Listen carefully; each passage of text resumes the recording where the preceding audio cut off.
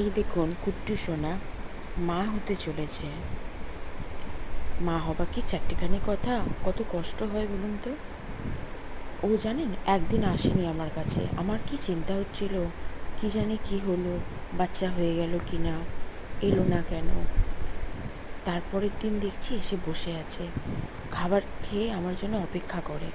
আমি একটু খাবার আর জল দিয়ে রাখি বাইরে, যাতে এসে ফিরে না যায়।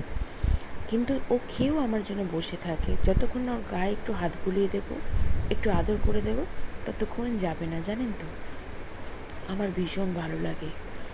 আমি ওকে ঘরে রাখতে পারছি না, কারণ আমার ঘরে দুটো ডগ সোনা আছে। ওরা না দেখলেই চিৎকার করে, একটা তো ভীষণ অ্যাগ্রেসিভ, যদি কামড়ে দেয় সেই ভয় আমি রাখতে পারছি না। কিন্তু আমার ভীষণ ভালোবাসি, জানেন আমি ওকে, এই কুট্টু সোনাকে।